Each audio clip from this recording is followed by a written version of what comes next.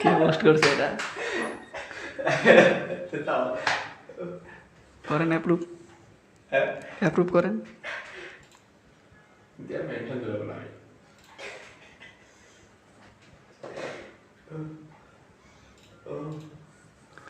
মানে তো যা ছিল তাও শেষ।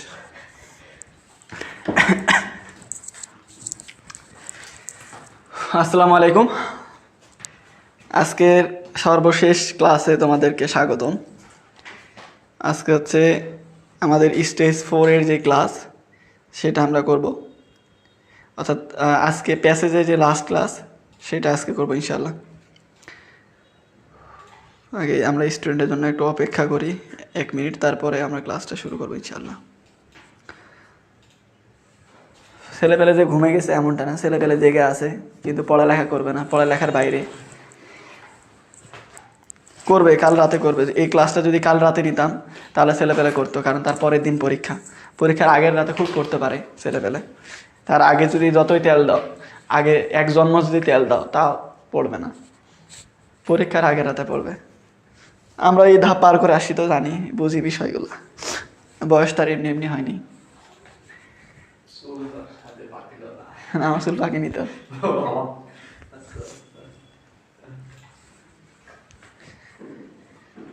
অপেক্ষা করতে হবে। আচ্ছা 1 মিনিট মতো অপেক্ষা করি, তারপরে শেয়ারের সময় দিব, তারপরে হচ্ছে ক্লাসটা শুরু করব। আমরা ফার্স্ট পেপারের মধ্যে আমাদের যেই ইম্পর্টেন্ট প্যাসেজগুলো রয়েছিল তার মধ্যে আমরা কয়েকটা শেষ করছি। এখন আমাদের অ্যাডোলেসেন্সের মধ্যে আমরা টোটাল 3টা প্যাসেজ পড়ব। সেটা হচ্ছে ফার্স্ট লেসন 1, লেসন 2 আর হচ্ছে লেসন 4। এই 3টা আমরা পড়বো ইনশাল্লাহ। আর যারা এর মধ্যে তোমাদের ইতিমধ্যেই আমাদের স্টেজ 1 আর স্টেজ 2 এই 2টা ইউটিউব চ্যানেলে আপলোড করা হয়ে গেছে, যারা আগের ক্লাসগুলো মিস করছো তোমরা চাইলে ইউটিউব থেকে করে নিতে পারবে। ইউটিউব চ্যানেলের লিঙ্ক উপরে ক্যাপশনে দিয়ে রাখছি আমরা, ওখান থেকে দেখে নিতে পারো। আর স্টেজ 3 আপলোডের কাজ শুরু হবে একটু পরে, ওইটাও পেয়ে যাবে। স্টেজ 4ও পেয়ে যাবে রাতের মধ্যে ইনশাল্লাহ। অর্থাৎ আজকে যে ক্লাসগুলো এগুলো আমরা রাতের মধ্যে ইউটিউবে আপলোড করে দেবো। তোমরা চাইলে ক্লাসগুলো আবার রিপিটেড বা রেকর্ডেড ক্লাস করতে পারবে আমাদের ইউটিউব চ্যানেল থেকে আগামীকাল সকালে। আমাদের উইদাউট ক্লু, রিয়ারেঞ্জ এবং হচ্ছে প্যারাগ্রাফ, এগুলো যে রিটেন পার্টের আরও ক্লাস বাকি থাকবে, এগুলো হচ্ছে আগামীকাল বিকেলে 3টা থেকে হবে ইনশাল্লাহ। ওটা রুটিন আমি পোস্ট করে দেবো তোমাদেরকে। তো হচ্ছে আমাদের ক্লাস আমরা শুরু করব কিছুক্ষণ পরে। এখন বাজে 10:54, 10:57 ক্লাস শুরু করব। এই 3 মিনিট আমরা অন্যান্য ক্লাসের মতোই ক্লাসটা হচ্ছে শেয়ার করব এবং প্রত্যেকটা ফ্রেন্ডকে আমরা মেনশন করে দেবো এই ক্লাসে। তারপরে আমরা একসাথে আবার সবাই মিলে ক্লাস করবো ইনশাল্লাহ। এই 2-3 মিনিটে আমরা প্রত্যেকে ক্লাসটা একটু শেয়ার করে দিই ফ্রেন্ডদের সাথে এবং সবার কাছে এই ভিডিওটা পৌঁছাই দিই, অনেক ফায়দা হবে ইনশাল্লাহ।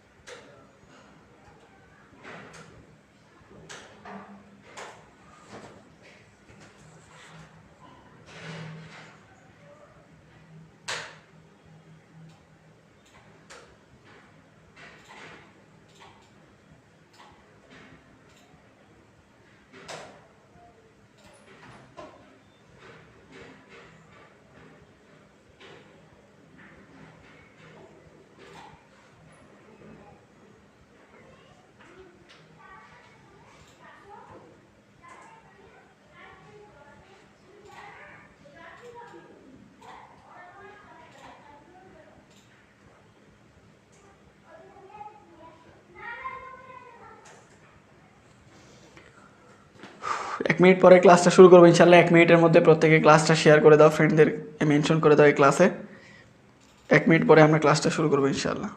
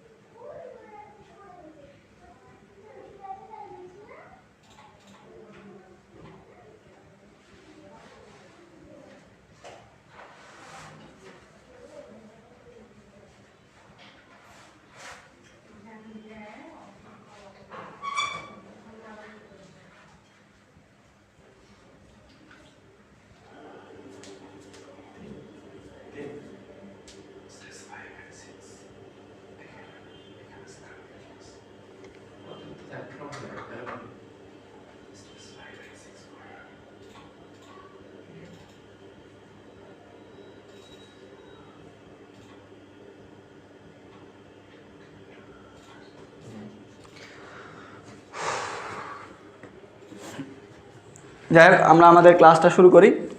আমরা হচ্ছে আমাদের স্টেজ 4 এর মধ্যে আমরা যেটা পড়বো সেটা হচ্ছে আমাদের অ্যাডোসেন্সের যে 3টা লেসন আছে সেটা পড়বো। আর তোমাদের যেটা করতে হবে, আগামীকাল সকালে এই ক্লাসগুলো করার পরে হাকালুকি হাওর আর হচ্ছে ম্যানগ্রোভ ফরেস্ট, ওয়াটার এভরিওয়্যার, এই যে 2-3টা প্যাসেজ আছে এগুলো নিজে নিজে একটু দেখে নিতে হবে। কারণ হচ্ছে আমি যদি এতগুলো প্যাসেজ পড়াই দিতে এত সময় পাওয়া যাবে না, কারণ এতগুলো প্যাসেজ পড়াইতে গেলে রাত 3টা-4টা বেজে যাবে, যেটা অনেকের পক্ষে ক্ষতিকর হবে এই পরীক্ষার সময়। অনেকে হয়তো পড়ে রাখছে এই প্যাসেজগুলো আগে থেকেই, শুধুমাত্র এখন তাদের একটু দিক নির্দেশনা দরকার এখানে। তো আমরা প্রথমে হচ্ছে লেসন 1 পড়বো অ্যাডোসেন্সের মধ্যে। অ্যাডোসেন্স শব্দের অর্থ কী? অ্যাডোসেন্স শব্দের অর্থ হচ্ছে বয়ঃসন্ধিকাল। অ্যাডোসেন্স শব্দের অর্থ কী?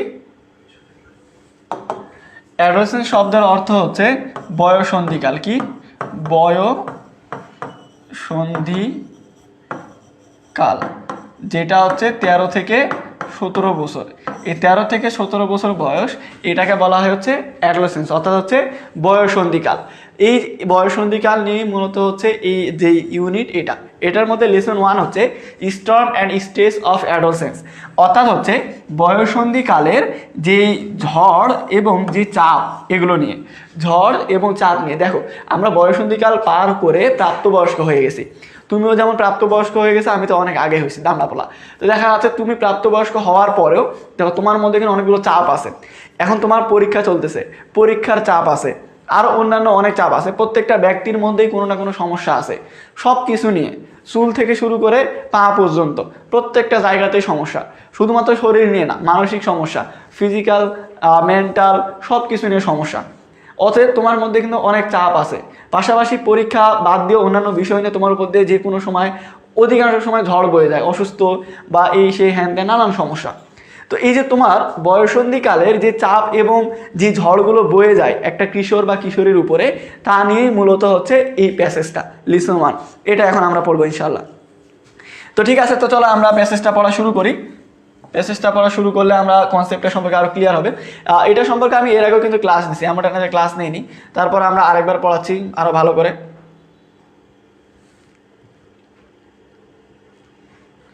আচ্ছা, এখানে বলছে চিলড্রেন মাস্ট পাস থ্রু, বাচ্চাদেরকে বা ছেলে মেয়েদেরকে অবশ্যই যেতে হয় মধ্য দিয়ে যেতে হয় কিসে? সেভারেল স্টেজেস, বিভিন্ন ধাপের মধ্য দিয়ে। সেভারেল স্টেজ মানে কি? বিভিন্ন ধাপের মধ্য দিয়ে। যেমন আমরা স্টেজ 4 পড়তেছি, মানে কি 4 নাম্বার ধাপে আছি আমরা। তো হচ্ছে আমাদের বলছে সেভারেল স্টেজেস, বিভিন্ন ধাপের মধ্য দিয়ে যাইতে হয় ইন দেয়ার লাইফস, তাদের জীবনে বিভিন্ন ধাপের মধ্যে দিয়ে যাইতে হয় টু বিকাম অ্যাডাল্ট, প্রাপ্তবয়স্ক হতে গেলে।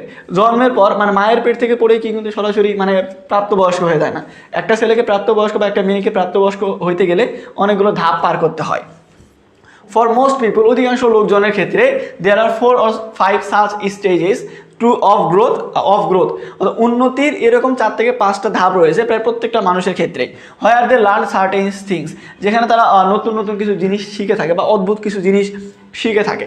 তো এখানে বলছে যে বাচ্চাদেরকে প্রায় প্রত্যেকেই তাদের জীবনে প্রাপ্তবয়স্ক হতে গেলে অনেকগুলো ধাপ পার করতে হয়। অধিকাংশ লোকজনের ক্ষেত্রে এরকম 4 থেকে 5টা ধাপ কী করতে হয়? পার করতে হয় আর কি, উন্নতির জন্য। তার মধ্যে একটা হচ্ছে ইনফেন্সি, যেটা হচ্ছে শিশুকাল, সেটা কত? বার্থ টু এজ 2, অর্থাৎ হচ্ছে জন্ম থেকে 2 বছর বয়স। আর্লি চাইল্ডহুড, প্রাথমিক শৈশবকাল 3 to 8 ইয়ার্স, 3 থেকে 8 বছর। লেটার চাইল্ডহুড, পরবর্তী শৈশবকাল, যেটা হচ্ছে 9 to 12 ইয়ার্স, 9 থেকে 12 বছর। অ্যান্ড অ্যাডোলেসেন্স, এবং বয়ঃসন্ধিকাল 13 to 18 ইয়ার্স, 13 থেকে 18 বছর। তাহলে এখানে কি বলছে যে আমাদের দেখো প্রত্যেকটা ছেলে মেয়েকে কিন্তু হচ্ছে এরকম বিভিন্ন ধাপ পার করতে তাদের জীবনে প্রাপ্তবয়স্ক হওয়ার ক্ষেত্রে।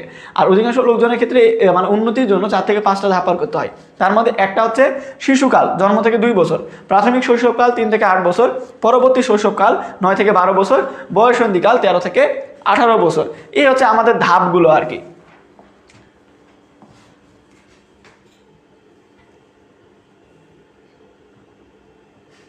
এখানে বলছে পারসন 18 অ্যান্ড ওভার, 17, এখানে বলছে 18 বছর বয়স এবং তার বেশি যাদের কনসিডার্ড, বিবেচনা করা হয় অ্যাডাল্টস ইন আওয়ার সোসাইটি, আমাদের সমাজে তাদেরকে কি করা হয়? প্রাপ্তবয়স্ক হিসেবে বিবেচনা করা হয়, তাদের বয়স 18 বা 18-র বেশি।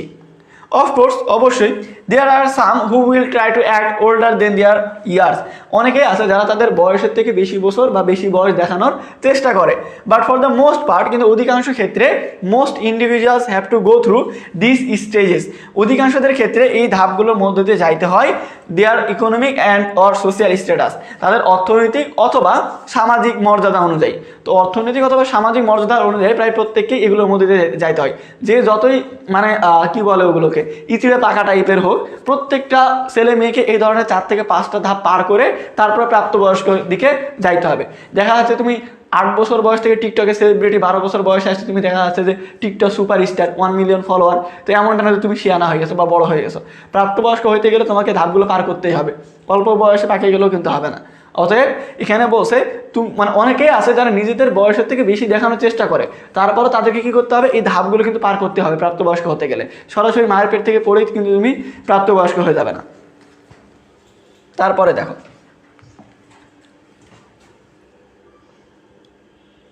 তারপরে বলছে যে ওটা 1 নাম্বার প্যারা, এই প্যাসেজগুলো কিন্তু 6টা করে প্যারা দেওয়া আছে, এটা হচ্ছে 2 নাম্বার।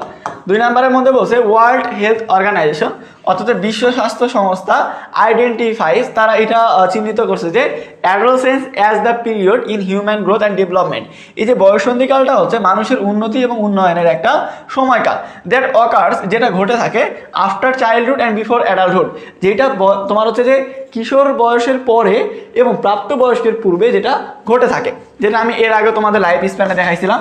যেমন এটা যদি তোমার পুরো জীবন হয় তো 0 থেকে 2 বছর এটা হচ্ছে তোমার কি মানে শিশুকাল, 2 থেকে তোমার মানে 3 থেকে তোমার হচ্ছে 8 বছর এটা হচ্ছে প্রাথমিক শৈশবকাল, আর 9 থেকে 13 বছর মানে 12 বছর এটা হচ্ছে পরবর্তী শৈশবকাল, আর এই যে 13 থেকে যে তোমার হচ্ছে 18 এটা হচ্ছে বয়ঃসন্ধিকাল, আর এইদিকে তো তোমার হচ্ছে অ্যাডাল্ট প্রাপ্তবয়স্ক। তাহলে প্রাপ্তবয়স্কের পূর্বে আর হচ্ছে কিশোর অবস্থার পরে এই যে এটাই হচ্ছে বয়ঃসন্ধিকাল, অ্যাডোলেসেন্স। বুঝতে পারছো? তারপর দেখো দিস ফেজ রিপ্রেজেন্ট, এই যে তোমার বয়সকাল এটা হচ্ছে তুলে ধরে, রিপ্রেজেন্ট মানে কি তুলে ধরা, এটা তুলে ধরে on of the critical transition, একটা হচ্ছে সূক্ষ্ম পালা বদল ইন অনস লাইফ স্প্যান, একজনের জীবনে, অ্যান্ড ইজ ক্যারেক্টারাইজড, এবং যেটা বৈশিষ্ট্য হচ্ছে by fast pace growth and change which are second only at those of at infancy, অর্থাৎ হচ্ছে তোমার শিশুকালের পরে এই যে আমার 0 থেকে যে 2 বছর যেটা আমরা ইনফেন্সি বলতেছি শিশুকাল, এই সময়কালে তুমি কথা বলা শিখো, হাঁটাহাঁটি শিখো বা অন্যান্য কাজ শিখো, এইটার পরে সব থেকে বেশি উন্নতি ঘটে থাকে এই 13 থেকে 18 বছর, যেটাকে বলা হয় হচ্ছে বয়ঃসন্ধিকাল। বুঝতে পারছো? তাহলে এই যে 0 থেকে 2 এটা হচ্ছে ইনফেন্সি, আর এর থেকে এটা হচ্ছে বয়ঃসন্ধিকাল। তাহলে একটা এখানে উন্নতি ঘটে, এটা হচ্ছে ফার্স্ট স্টেজ, আর এরপরে দ্বিতীয় ধাপে সব থেকে বেশি উন্নতি হয় হচ্ছে এটাতে বয়ঃসন্ধিকালে। বুঝতে পারছো?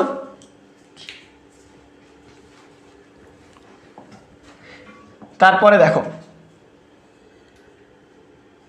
Biological processes drive many aspects, এই যে তোমার জৈবিক প্রক্রিয়াগুলো, বায়োলজিক্যাল প্রসেসেস মানে হচ্ছে জৈবিক প্রক্রিয়া, তো এই যে জৈবিক যে প্রক্রিয়াগুলো এগুলো ধাপিত করে, ড্রাইভ মানে ধাপিত করা বা চালিত করা, এগুলো চালিত করে মেনি অ্যাসপেক্ট বিভিন্ন দিকে of their growth and development, তাদের উন্নতি এবং উন্নয়নটাকে বিভিন্ন দিকে চালিত করে।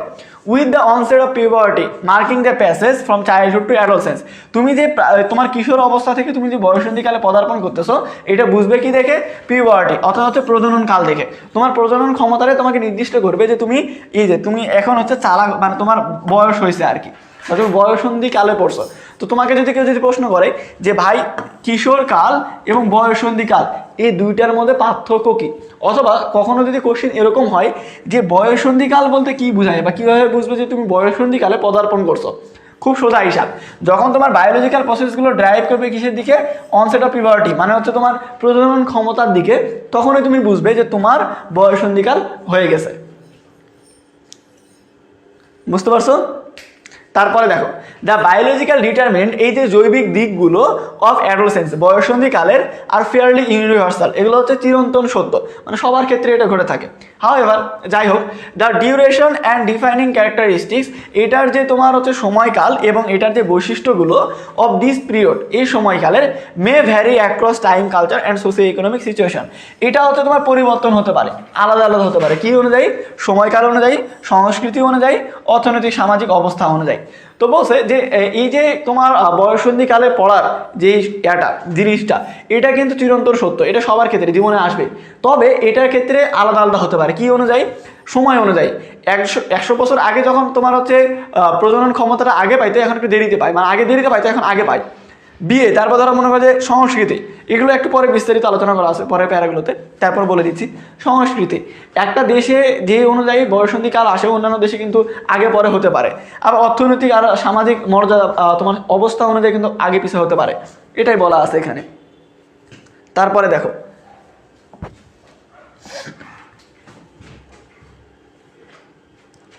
this period has seen many changes over the past century। এই যে আমাদের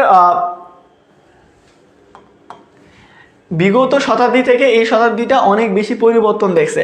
পিউবার্টি ফর এক্সাম্পল, উদাহরণস্বরূপ বলতে গেলে প্রজনন ক্ষমতা কামস আর্লিয়ার দেন বিফোর, আগে থেকে মানে অনেক আগে চলে আসে, আর আগে যে সময়টাতে আসতো এখন তারও আগে আসে।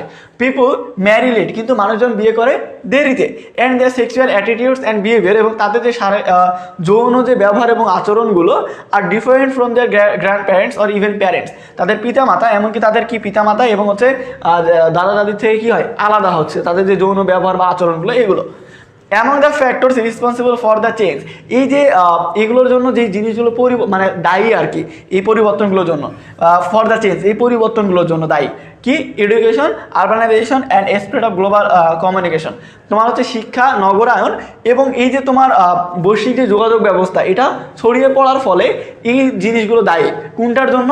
এই যে তোমার মানুষ প্রজনন ক্ষমতা দেরিতে আসতেছে, বিয়ে মানে প্রজনন ক্ষমতা আগে আসতেছে কিন্তু বিয়ে দেরিতে করতেছে, তাদের যৌন হচ্ছে যে আচরণ ব্যবহার এগুলোর জন্য সব থেকে বেশি দায়ী হচ্ছে এগুলো, শিক্ষা, নগরায়ন এবং হচ্ছে এই যে বৈশ্বিক যোগাযোগ ব্যবস্থা ছড়িয়ে পড়া। তারপরে দেখো,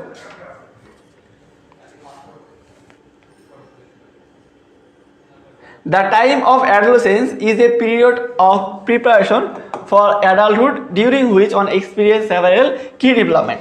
the time of adolescence, বয়ঃসন্ধিকালে যে সময়, is a period, একটা সময়কাল, of preparation, কিসের? প্রস্তুতি গ্রহণের সময়কাল, কিসের?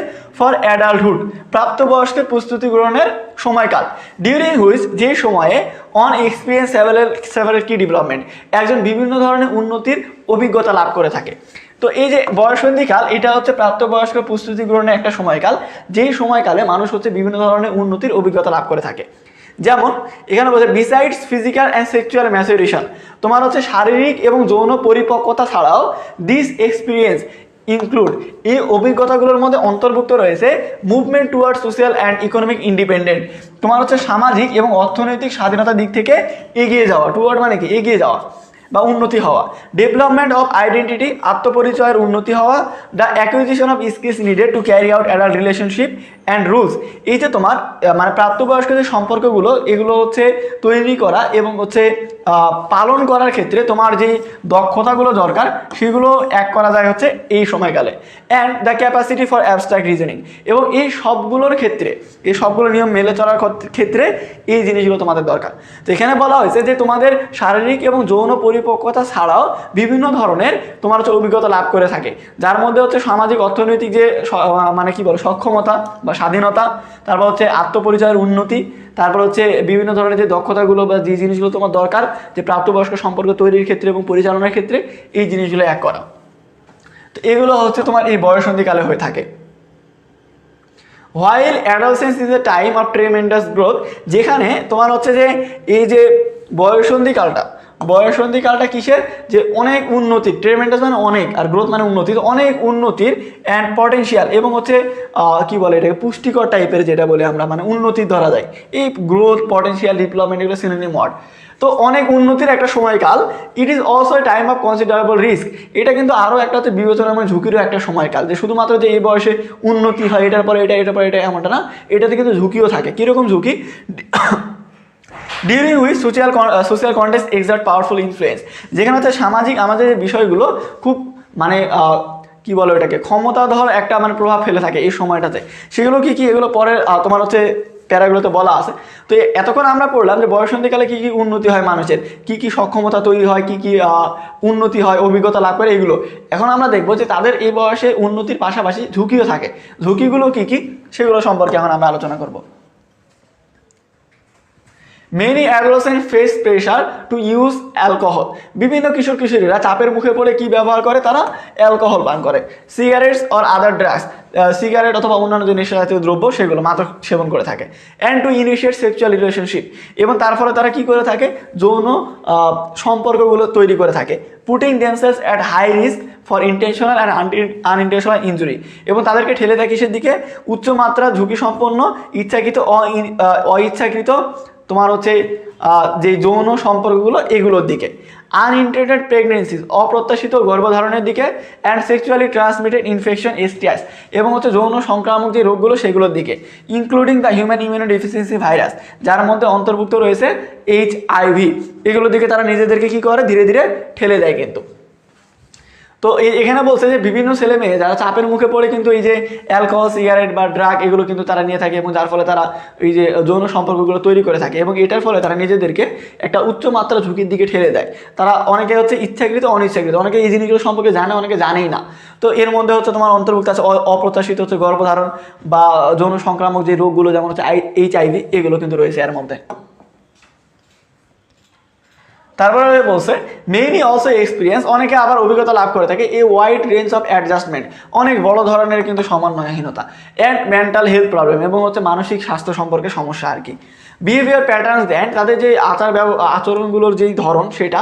আর ইস্টাবলিশ ডিউরিং দিস পিরিয়ড, এই সময়কালটাতে যেটা ইস্টাবলিশ হয় মানে প্রতিষ্ঠিত হয়, সাচ অ্যাজ যেমন the use or avoidance of drugs, মানে তোমার হচ্ছে ড্রাগ বা মাদক দ্রব্যগুলো সেবন করা অথবা এগুলো থেকে বিরত থাকা।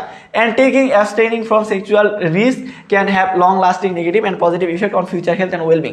তোমার ভবিষ্যতের যে স্বাস্থ্য এবং ভালো থাকা এগুলোর উপরে পজিটিভ এবং নেগেটিভ দুইটারই লং লাস্টিং একটা ইফেক্ট ফেলতে পারে। কোনটা, এই যে তোমার হচ্ছে এগুলো গ্রহণ করা বা যৌন আচার আচরণ এগুলোর ক্ষেত্রে। অর্থাৎ হচ্ছে তুমি যদি আজ থেকে সিগারেট খাওয়া ছেড়ে দিতে চাও, ধরো তুমি ক্লাস 9 থেকে সিগারেট খাও, এখন তুমি অনার্সে পড়তেছো, এখন তুমি চাচ্ছ তুমি সিগারেটটা খাবে না, এটা সম্ভব না, তুমি চাইলে রাতারাতি এটা পরিবর্তন করতে পারবে না, এটা তোমার অভ্যেসে পরিণত হয়ে যায়। তো এটা দেখা যাচ্ছে পজিটিভ নেগেটিভ দুইটা লং লাস্টিং ইফেক্ট পড়ে। তুমি যদি ছেড়ে দাও তাহলে দেখা যাচ্ছে হবে মানে ক্ষতিকর প্রভাব পড়বে। যেমন বলতে গেলে মেয়েদের ক্ষেত্রে যদি বলি, তাহলে ধরো তুমি একটা কসমেটিকের একটা ব্র্যান্ড ইউজ করো, ধরো তুমি ফেস ওয়াশের ক্ষেত্রে পন্ডস ইউজ করো, বা ধরো হিমালয় ইউজ করো, বা ধরো অন্য কোনো ব্র্যান্ডের কোনো একটা জিনিস ইউজ করো ফেস ওয়াশের ক্ষেত্রে। এখন দেখা যাচ্ছে ওইটা অনেকদিন ধরে ইউজ করো, তুমি দিন দিন মনে হচ্ছে ফর্সা হচ্ছ বা সুন্দর হচ্ছে এরকম দেখতেছো। হঠাৎ করে তুমি যখন এটা ছেড়ে দিবে, ওটা ব্যবহার করা ছেড়ে দিবে, তখন দেখবে যে তোমার মুখে ব্রণ বের হয়ে যাবে। ওই কোম্পানি ছেড়ে যদি অন্য কোম্পানি ইউজ করা শুরু করে তাহলে কিন্তু একই অবস্থা হবে। অর্থাৎ একটা জিনিস যখন তুমি দীর্ঘদিন ধরে ব্যবহার করবে, তারপরে ওটা যখন ছেড়ে দিতে চাইবে, তখন ওটা একটা long lasting positive negative effect পড়তে পারে। মানে সেটা ভালো হতে পারে, খারাপ হতে পারে। তো তুমি চাইলেই যে কোনো জিনিস ধরতে পারবে, আবার যে কোনো জিনিস ছাড়তে পারবে, এমনটা নাও হতে পারে। এটাই বলা আছে এখানে। তারপরে দেখো অ্যাজ এ রেজাল্ট, যার ফলে adult have unique opportunities two influence adolescent, যারা কিশোর মানে যারা কিশোর কিশোরী আছে তাদের যথেষ্ট সুযোগ সুবিধা আছে এই যে বয়ঃসন্ধিকালটাকে ব্যবহার করার। তো কেউ চাইলে এটা ভালো দিকে ধাবিত করতে পারে, আবার কেউ চাইলে খারাপ দিকেও ধাবিত করতে পারে, তার যেটা ইচ্ছা আর কি, যে যেভাবে চলতে চায়। তো যেমন ধরো তুমি যদি লাইভ ক্লাসের উদাহরণ দাও, তো কেউ চাইলে ক্লাস থেকে ভালো কিছু শিখতে পারে, আবার কেউ চাইলে ধরো হুদায় কমেন্ট করে ব্লগ খাই চলে যাইতে পারে। মানে যার যেটা যেভাবে নিতে চায়। তোমার ইচ্ছা যে ভাই আমি ক্লাস করবো ভালো, আমি এখানে ক্লাস করতে আসি, আমার বাপ মায়ের কষ্টের টাকা দিয়ে আমি MB কিনে ক্লাস করতেছি, আমি দেখা যাচ্ছে পরীক্ষার আগের রাতে ক্লাস করতেছি কষ্ট করে, সময়টা নষ্ট করতেছি, অতএব আমি এখান থেকে যেটা শিখতে আসি সেটা শিখে যাবো। আর অনেকে আছে যারা এই সময়টাতে এই যে গল্প করতে আসে, কমেন্ট করতে আসে, করতে আসে। তো তুমি চাইলে এখান থেকে দুটা দিকে নিতে পারো, ভালো দিকে নিতে পারো, খারাপ দিকে নিতে পারো, তুমি যেটা নিতে আসো সেটা নিতে পারবে।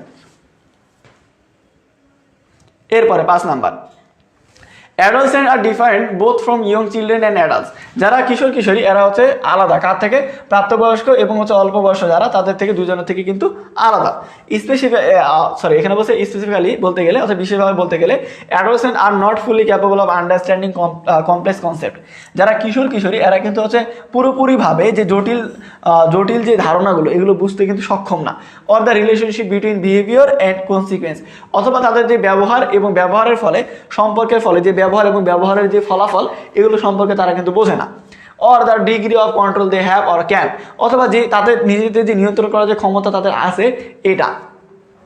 ওভার হেলথ ডিসিশন মেকিং, স্বাস্থ্য তোমার হচ্ছে স্বাস্থ্যর সিদ্ধান্তগুলো নেওয়ার ক্ষেত্রে, including that related to sexual behaviour, এর মধ্যে অন্তর্ভুক্ত রয়েছে যৌন ব্যবহারগুলো।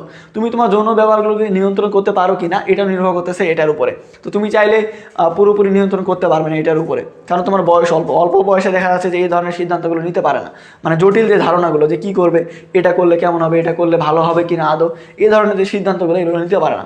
তুমি এমন একটা ছেলে মেয়ে দেখাতে পারবে না আমাকে তোমাদের বয়সী যে নিজে একটা সিদ্ধান্ত নিয়ে একটা মেয়েকে পছন্দ করছে। কোনো একটা মেয়েকে ভালো লাগে, এটার জন্য কম করে হলে 10 জন ফ্রেন্ডকে বলে যে বন্ধু ওই মেয়েটার সাথে প্রেম করতে আসছি, কেমন হবে। এই যে যৌন যে সম্পর্কগুলো এগুলোর ক্ষেত্রে তারা কিন্তু চাইলে কিছু করতে পারে না। 10-12 জনের মধ্যে যদি 8 জন রিভিউ দেওয়ার যে কর তাহলে করবে, তার মধ্যে 8 জন যদি খারাপ বলে তাহলে আর করবে না।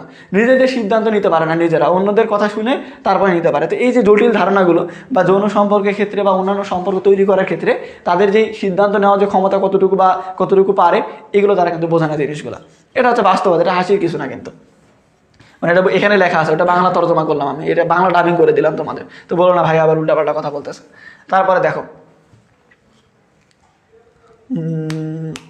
কই গেল, দিস ইনঅ্যাবিলিটি, এই অক্ষমতা মে মেক দেম পার্টিকুলারলি ভালনারেবল, তাদেরকে একেবারে পুরোপুরিভাবে নিঃশেষ করে দিতে পারে, ভেঙে ফেলতে পারে।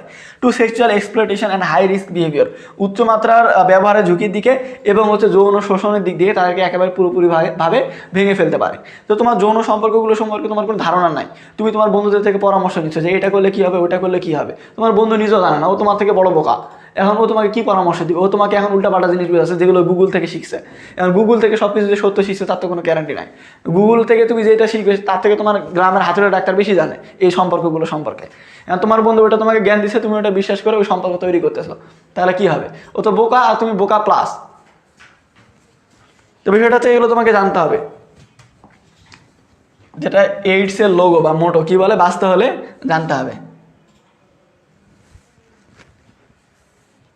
তারপরে কি বলছে, তারপরে বলছে যে laws customs and practices may also affect adults differently than adults, যে বলছে নিয়ম কানুন, তারপর হচ্ছে প্রথা এবং যে আমাদের অভ্যেসগুলো রয়েছে এগুলো কিশোরীদের কী করতে পারে, প্রাপ্তবয়স্ক থেকে আলাদাভাবে কী করতে প্রভাব ফেলতে পারে আর কি।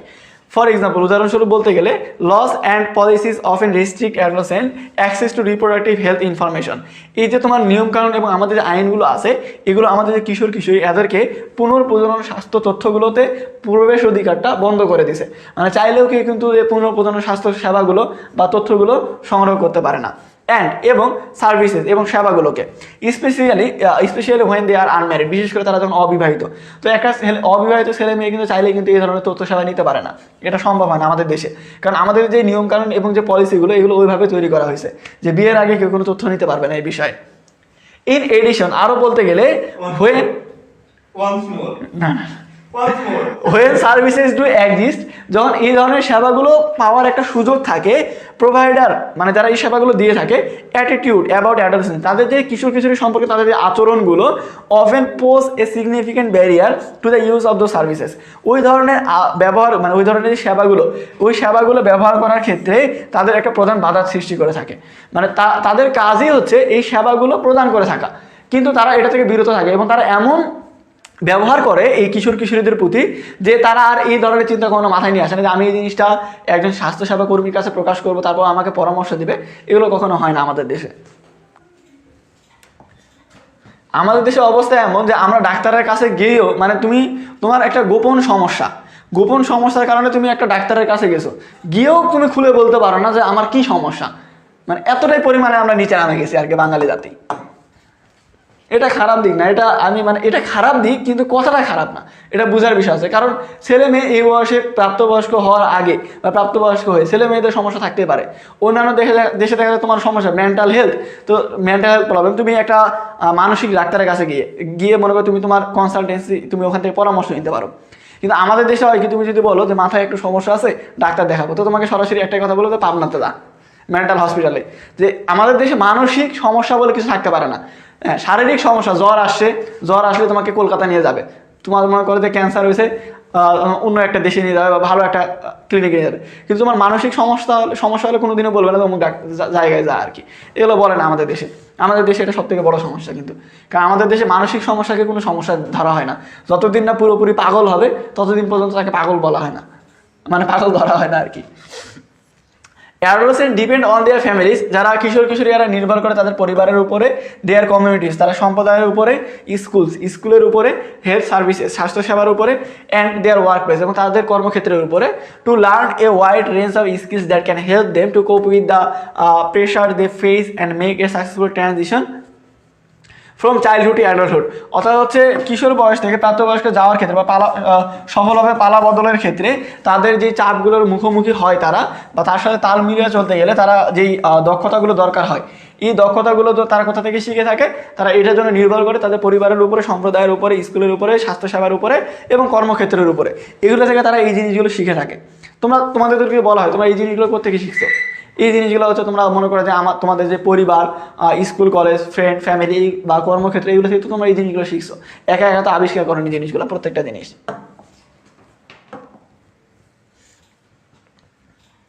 তারপর হচ্ছে parents, members of the community, পিতা মাতা এবং সম্প্রদায়ের আমাদের যে সদস্যগুলো, সার্ভিস প্রোভাইডার সেবা প্রদানকারী, অ্যান্ড সোশ্যাল ইনস্টিটিউশন এবং সামাজিক সংস্থাগুলো have the responsibility to both promote adolescent development and adjustment. তাদের দায়িত্ব হচ্ছে আমাদের এই যে বয়ঃসন্ধিকালে বা কিশোর কিশোরীদের উন্নতি এবং সমন্বয় জিনিসটাকে তুলে ধরা, and to intervene effectively when problem arise, এবং যে যখন সমস্যাগুলো তৈরি হবে তখন সেগুলোকে সফলভাবে সমাধান করে দেওয়া, এটা হচ্ছে তাদের দায়িত্ব।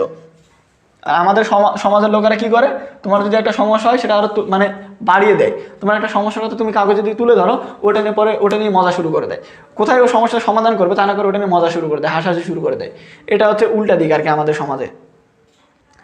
কোশ্চিন আছে, দেখো কোশ্চিন হচ্ছে এই teenager is likely to fall into the category. তুমি একটা কিশোর কিশোরীকে কোন ভাগের মধ্যে ফেলবে? চাইল্ডহুড, ওল্ড, অ্যাডাল্টহুড, অ্যাডোলেসেন্স, কার মধ্যে ফেলবে?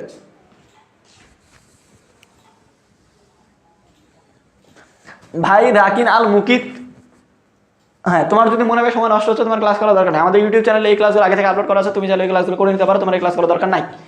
বিষয়টা হচ্ছে যে এই ক্লাসগুলো আমি আগেই বলছি, ক্লাসের শুরুতে স্টেজ 1-এর ক্লাস করো নি তুমি। স্টেজ 1-এর শুরুতে আমি বলছিলাম ক্লাসটা হচ্ছে যারা রিভিশন দিতে চাও, রিভিশন করার ক্ষেত্রে আমি ক্লাসগুলো করাবো, তোমরা সরাসরি ক্লাসগুলো করবে, রিভিশন হয়ে যাবে। যারা তোমরা পড়ালেখা করো নি, আগে থেকে শুরুতে করতে চাও, তাদের জন্য A to Z ক্লাসগুলো করাবো, যাতে থেকে এই ক্লাসগুলো করে তোমার পাস হয়ে যায় অন্তত। আর তোমার যদি মনে হয় তোমার সময় নষ্ট হচ্ছে, তাহলে তোমার ক্লাস করার কোনো দরকারই নাই, তুমি ইউটিউব চ্যানেলে মনে করে পেয়ে যাবো। অথবা অন্যান্য প্ল্যাটফর্মে দেখলাম আজকে সুপার সাজেশন ক্লাস নিচ্ছে, সুপার সাজেশন ক্লাস করবে। ওখানে সুপার সাজেশনের মধ্যে তোমাকে বলে দিবে এই প্যাসেজ পড়বে, এই উইদাউট ক্লু পড়বে, এই রেফারেন্স পড়বে, এই প্যারাগ্রাফ পড়বে, এই তোমার হচ্ছে স্টোরি পড়বে, কমন পাবে। তুমি সাজেশন ফলো করে, সাজেশন মুখস্থ করে পরীক্ষা দিতে গেলে কমন পাইলে, না পাইলে। এখন তোমাকে যদি আমি বললাম যে ভাই এই প্যাসেজ পড়ো, এই স্টোরি পড়ো, এই প্যারাগ্রাফগুলো পড়ো, ওগুলো তুমি এক রাতের মধ্যে কমপ্লিট করতে পারবে? সম্ভব তোমার দ্বারা? যদি সম্ভব হতো তাহলে তুমি পরীক্ষার আগে রাতে আমার লাইভ ক্লাস করতে না। বোঝা গেছে? বিষয়গুলো মাথার মধ্যে বুঝতে হবে, না বুঝে কমেন্ট করলে হবে না। এখন যথেষ্ট বয়স হয়েছে, যথেষ্ট বুদ্ধি হয়েছে, এখন এসে যদি তুমি মনে করো যে বোকার মতো প্রশ্ন করে, তাহলে হবে না। কি হবে এটা তাহলে? যে টিনেজারকে আমরা কার মধ্যে ফেলতে পারি? অ্যাডোলেসেন্সের মধ্যে ফেলতে পারি, বয়ঃসন্ধিকালের মধ্যে ফেলতে পারি। এরপরে হচ্ছে হু রেফার্স টু। হু বলতে কি বোঝায়? এটা প্যাসেজের মধ্যে দেওয়া আছে 2 নাম্বার প্যারা শুরুর লাইনে, যে হু বলতে কি বোঝায়? World health organization. এরপর হচ্ছে C number, adolescence is a dash period. Adolescence কিসের সময়কাল? ইজ এ পিরিয়ড, কিসের সময়কাল? অ্যাডোলেসেন্স কিসের সময়কাল? অ্যাডোলেসেন্স হচ্ছে একটা পালা বদলের সময়কাল। Adolescence is A transition period. আচ্ছা, প্রজননকালে প্রথমত কোনটার পরিবর্তন হয়? বায়োলজিক্যাল পরিবর্তন হয়। কিসের পরিবর্তন হয়? জৈবিক। ওখানে কি আছে? Biological processes determinant many aspects, drive many aspect দেওয়া আছে না? তো হচ্ছে বায়োলজিক্যাল। কিসের পরিবর্তন হয়? প্রথমে এই যে জৈবিক প্রক্রিয়াগুলোর পরিবর্তন হয় প্রজনন ক্ষমতার। Early childhood means the age man. Early childhood বলতে কোনটা বোঝায়? এখানে প্রশ্নের মধ্যে একটা ভুল দেওয়া আছে অপশনের মধ্যে। আর্লি চাইল্ডহুড বলতে কি বোঝায়? 3 থেকে 8 বছর, সরি এই যে দুইটা হবে। আর্লি চাইল্ডহুড বলতে কি বোঝায়?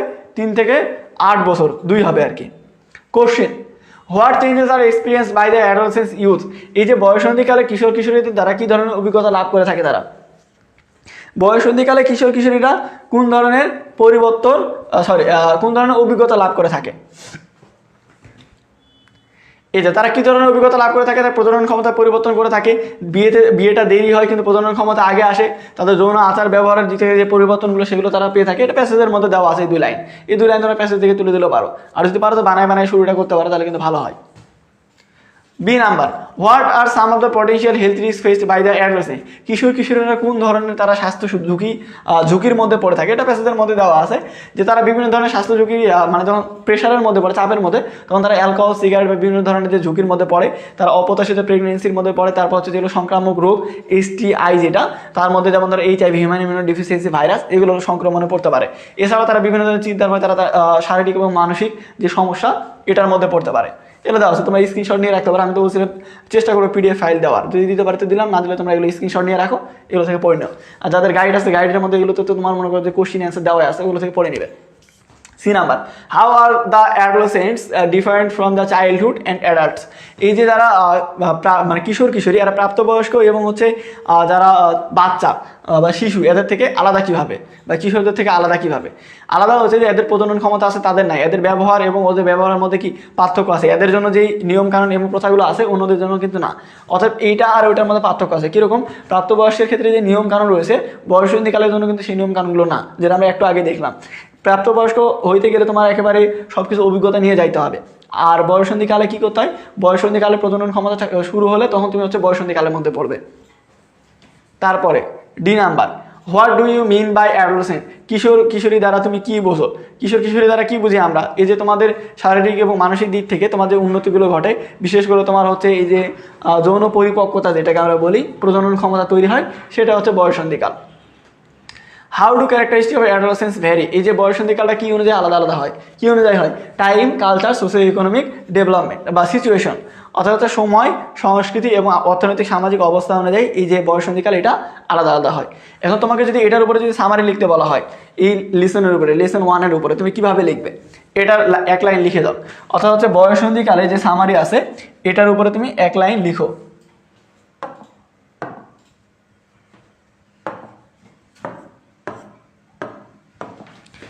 এটার উপরে হচ্ছে তুমি এক লাইন লিখো। অ্যাডোলেসেন্সের যে সামারির যে ফার্স্ট লাইন, অ্যাডোলেসেন্সের এটা ফার্স্ট লাইনটা লিখে দাও আমাকে। 1 মিনিট সময়, 1 মিনিটের মধ্যে লিখে দাও।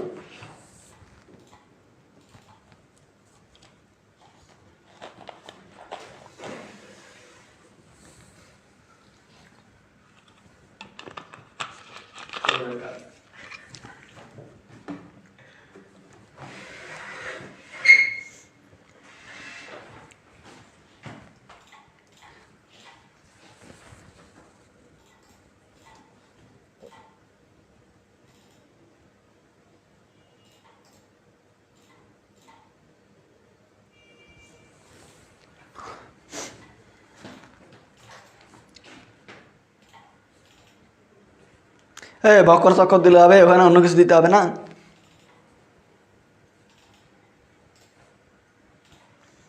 সিনোনিম অ্যান্টোনিম তো বিগত বছর থেকে তুমি এবার কমন পাবে না। কেন পাবে না? কারণ সিনোনিম অ্যান্টোনিম গত বছরে এবং তার আগের বছরগুলোতে থাকতে হচ্ছে সেকেন্ড পেপারে যে কোনো জায়গা থেকে আসতে পারে সিনোনিম অ্যান্টোনিম, মোস্ট ইম্পর্টেন্ট ওয়ার্ডগুলো আমরা দিতাম সাজেশন আকারে।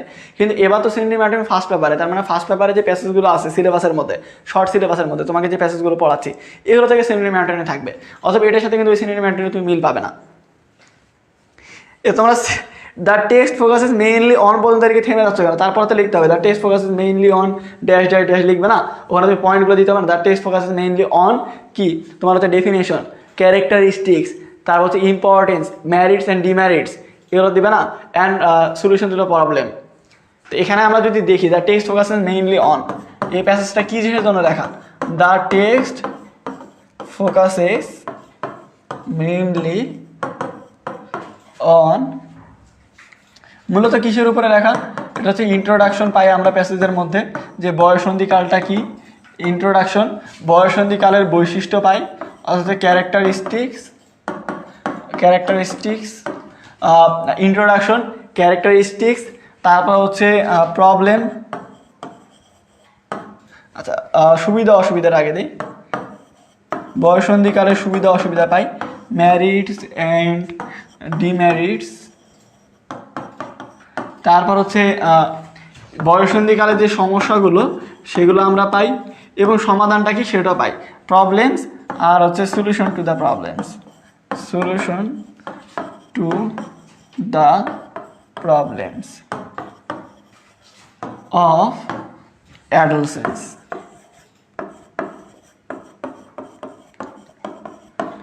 তাহলে পেশাতে লেখা একটু বাংলায় বলে দিই। The text focuses mainly on introduction, characteristics, merits and demerits, problems and the solution to the problems of adolescence. এটা তুমি এভাবে ফার্স্ট লাইন লিখলেই হবে। তারপরে পরের লাইনগুলোতে তুমি আলাদা আলাদা করে তুমি লিখে দিলে, পরের লাইনে মনে করো যে ইন্ট্রোডাকশন থেকে একটা লাইন দিলে, ক্যারেক্টারিস্টিক থেকে একটা লাইন দিলে, মেরিট ডিমেরিট থেকে একটা লাইন দিলে, প্রবলেম থেকে একটা লাইন দিলে, সলিউশন টু দ্য প্রবলেম থেকে একটা লাইন দিলে। বুঝতে পারছো? এভাবে দিবে তাহলেই হবে। আচ্ছা, এ হচ্ছে আমাদের লেসন 1। এখন আমরা যাবো হচ্ছে লেসন 2-তে। লেসন 1 আমাদের শেষ, এখন আমরা যাবো হচ্ছে লেসন 2।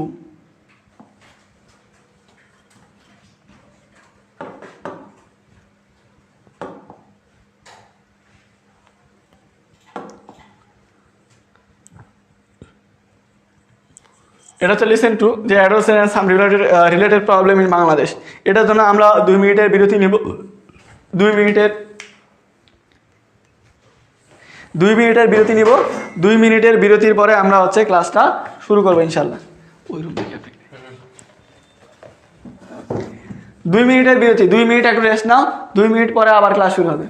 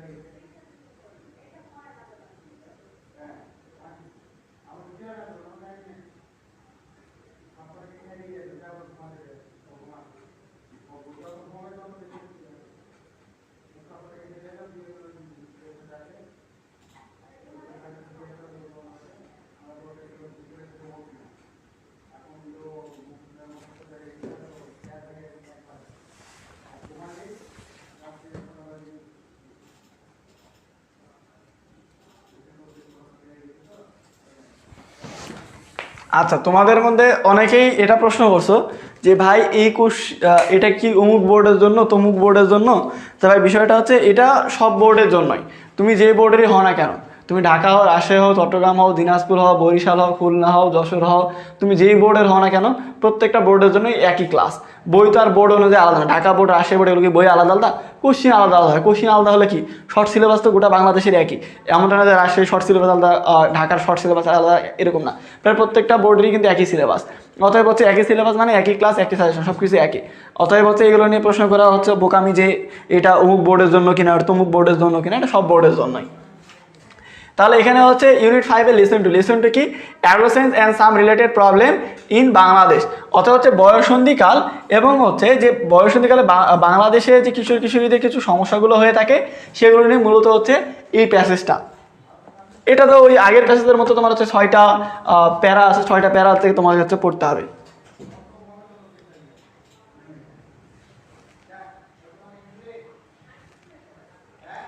আসলে মানুষজন আজকাল হয়ে গেছে শর্টকাটে বিশ্বাসী, শর্টকাট চায় শুধু। এই যে এত কিছু পড়াতে তারপর কেউ কেউ দেখতেছে কমেন্ট করতে, ভাই শর্টকাট কোনো নিয়ম নাই, এরকম একটা বিষয়। আসলে শর্টকাট যে কোন জিনিস এটা মানে যারা আমার ক্লাস করনি এরা হচ্ছে যে আগামী দিন মানে আগামী পরশু দিন পরীক্ষার হলে গিয়ে টের পাবে শর্টকাট কী জিনিস। কারণ আমি অন্যান্য কোনো পেজের গ্রুপের নাম বলবো না, তবে দেখতেছি আলহামদুলিল্লাহ সবাই যারা ইংরেজি ক্লাস নিচ্ছে মানে পরীক্ষা উপলক্ষে তাদের ক্লাসগুলো দেখলাম বসে বসে মাঝে মধ্যে। অনেকে বলতে হবে ভাই বসে বসে ক্লাস দেখেন, বসে ধরো 1 ঘন্টা ক্লাস গ্যাপ ছিল, 1 ঘন্টা কী করবো ফোন টিপতে টিপতে। আমি সবার ক্লাসই ফলো করি, কোন প্ল্যাটফর্ম, কোন গ্রুপ, কোন পেজ, কে কী ক্লাস নিচ্ছে, কে কী করতেছে, কে কীভাবে পড়াচ্ছে, কার আইডিয়া আমার থেকে ভালো, সবগুলো দেখতেছি। দেখে আমি এটা দেখতেছি সবাই একই জিনিস করতেছে, সুপার সাজেশন 100% কমন এই টাইপের। তো ওই সাজেশনে তারা এটা দিচ্ছে, নাম দিচ্ছে, প্যারাগ্রাফ কীভাবে পড়বে, প্যাসেজ কীভাবে পড়বে, এগুলো শর্টকাট টেকনিক দিচ্ছে অনেকে, মানে ম্যারাথন ক্লাস নিচ্ছে 2 ঘন্টার। তো ওইটার মধ্যে শুধুমাত্র যে শেখাচ্ছে আমার শর্টকাট টেকনিক শেখাচ্ছে। কিন্তু আমার প্রশ্ন হচ্ছে একটা, যে স্টুডেন্ট তোমার টপার সব কিছু পারে, সে তো আর এই শেষ সময় আসে শর্টকাট টেকনিক ফলো করবে না, সে অলরেডি সব কিছু জানে। এটা গেল প্রথম কথা। দ্বিতীয় কথা হচ্ছে যে ব্যাক বেঞ্চার, যে মনে করো পিছনের বেঞ্চে বসে, যে সারা জীবন পড়েনি, তোমার কি মনে হয় সে এক রাতে শর্টকাট টেকনিক ফলো করে করবে? তোমাকে আমি সামারি লেখা শর্টকাট টেকনিক শিখালাম যে এই টেকনিকে তুমি সামারি লিখতে পারবে। এখন সামারি আসবে কোত্থেকে? কোনো একটা প্যাসেজ থেকে লিখতে হবে। এখন তোমার প্যাসেজের সম্পর্কে কোনো ধারণা নেই, তুমি প্যাসেজের সামারি লিখতে পারবে? ধরো তোমাকে আমি খেলার একটা হাইলাইট লিখতে বললাম, একটা ক্রিকেট ম্যাচের, এবং তুমি ক্রিকেট খেলা সম্পর্কে বোঝো না, বা তোমাকে আমি বললাম যে বাংলাদেশ আর পাকিস্তানে যে খেলা হয়েছিল ওইটার উপরে আমাকে একটা সামারি লিখে দাও। তুমি বাংলাদেশ আর পাকিস্তানের খেলা দেখোনি, তুমি খেলা সম্পর্কে তোমার মানে জ্ঞান দিলাম আমি, যে ক্রিকেট খেলা জিনিসটা কি, কোনটা হোয়াইট বল, কোনটা নো বল, কোনটা 6, কোনটা 4, সব কিছু তোমাকে বুঝালাম। কিন্তু বাংলাদেশ পাকিস্তানের খেলাটা তুমি দেখোনি, তাহলে ওই খেলা সম্পর্কে তুমি বর্ণনা দিতে পারবে? সম্ভব? এটা সম্ভব না। তাহলে যে ব্যাক বেঞ্চার, যে স্টুডেন্টটা প্যাসেজ কোনোদিন পড়েনি, ও কিভাবে ওইটার উপর থেকে সামারি লিখবে? কিন্তু এত স্টুডেন্ট ওই ক্লাসগুলো করার কারণ একটাই, ওই যে বললাম শর্টকাট খুঁজতেছে। শর্টকাট খুঁজতে গিয়ে হচ্ছে কি, তারা মনে করো যে সবসময় শর্টকাট খুঁজতে, এরে বাপরে এখানে দিচ্ছে কি, এখানে একটা 100% সাজেশন দিচ্ছে, কিন্তু আদৌ সে যে ওই সাজেশনটা ফলো করে কোনো উপকার পাবে না, পরীক্ষার হলে গিয়ে ওই একই অবস্থা হবে, এটা বুঝতেছে না। যখন আমি বলতেছি, মানে অন্যান্য ভাইয়েরা বা টিচাররা তোমাদের আছে যে 1 ঘন্টার ক্লাস করাচ্ছে, 1 ঘন্টায় তোমাকে 100 মার্ক কমন, মানে 50 মার্ক কমন দিচ্ছে, তখন তুমি দৌড়ে ওই জায়গায় যাচ্ছ। আর আমি যখন বলতেছি যে 50 নাম্বার না, 24 নাম্বারের জন্য তোমাকে বিকেল 3টা থেকে শুরু করে রাত 3টা পর্যন্ত ক্লাস করতে হবে, তখন তোমার মধ্যে হতাশা কাজ করতেছে যে 12 ঘন্টা পরে 24 মার্ক, ওখানে 1 ঘন্টায় আমাকে 50 মার্ক দিয়ে দিচ্ছে, অর্থাৎ ওই ক্লাসটা করবে 1 ঘন্টায়। শর্টকাট কখনো ভালো কিছু নিয়ে আসে না, তুমি পরিশ্রম করো, এইটার ফল তুমি পাবে। এটা আমি বারবার বলি, তুমি এখন পরিশ্রম করতেছো, এইটার ফল তুমি আগামী পরশুদিন পরীক্ষায় পাবে। তোমাকে যে ইম্পর্টেন্ট প্যাসেজ পড়াচ্ছি, ইনশাল্লাহ এর বাইরে কোনো কোশ্চেন থাকার সম্ভাবনা খুব কম, মানে নাই বলতে ধরো যে 10%ও না। কারণ হচ্ছে তোমার যতগুলো লেসন আছে, মানে যতগুলো ইউনিট আছে, প্রত্যেকটা ইউনিটের প্রত্যেকটা প্যাসেজ তোমাকে পড়াই দিছি। অর্থাৎ এখান থেকে যেখান থেকে কোশ্চেনে তুমি পারবে ইনশাল্লাহ, এগুলো থেকে মানে না পারার কিছু না। আর একটা জিনিস যেমন 3বার করে তোমাকে পড়াচ্ছি এই জন্যই, যে এই যে একজন কমেন্ট করে দেখলাম একটু আগে, যে ভাই আমি একটা জিনিস পড়ি পরীক্ষার আগে, পড়ে আমি পরীক্ষার হলে যাই, গিয়ে ভুলে যাই, লিখতে পারি না, এটার কারণটা কি, সমাধানটা কি? সমাধান একটাই, যে একটা জিনিস বারবার পড়তে হবে। তোমাকে এই প্যাসেজটা তোমাকে আমি আগের ব্রেকআপ কোর্সে পড়াইছি, তোমার মাত্র 2 দিনের সিলেবাস শেষ, ওইটাতে পড়াইছি, এখন আবার পড়াচ্ছি, এটা তুমি আগামীকালকে ইউটিউব চ্যানেলে রেকর্ডেড ক্লাস আবার করবে, তারপরে রাতে আবার রিভিশন দিয়ে পরীক্ষা দিতে যাবে। এখন তুমি একটা জিনিস যদি 4বার করে পড়ো, ওই জিনিসটা ভুল হওয়ার সম্ভাবনা একেবারে 0% দাঁড়ায়, ভুল হওয়ার কোনো সম্ভাবনা নাই। এটা হচ্ছে তোমার পরিশ্রম, তুমি এই পরিশ্রম করে যাবে, সফলতা পাবে। তোমার যে বন্ধুটা আজকে শর্ট সিলেবাস ফলো করে, শর্ট টেকনিক ফলো করে পরীক্ষা দিতে যাবে, ওও কিন্তু কমন পাবে। আমি যে প্যাসেজটা পড়াচ্ছি, এই প্যাসেজের নামটা ওই ভাইয়া ওই সাজেশনে দিছে, ওই ভাইয়া সাজেশন থেকে কমন পড়বে, আমার সাজেশন থেকে কমন পড়বে। কিন্তু তোমার আর তোমার বন্ধুর মধ্যে পার্থক্য হচ্ছে, তুমি প্যাসেজ পুরাটা পড়ে গেছো আর ওই প্যাসেজের নাম পড়ে গেছে, এটা হচ্ছে পার্থক্য। এইটাই তুমি পরীক্ষা হলে গিয়ে দেখবে। বিশ্বাস না হলে পরীক্ষা দিয়ে আসে মিল করে নিবে তোমার বন্ধু যে অন্য শর্ট সাজেশন ফলো করে গেছে আর তুমি আমার সাজেশন ফলো করে গেছো, তুমি এটা পার্থক্য তখন দেখে নেবে যে শর্টকাট আর এটার মধ্যে পার্থক্যটা কি।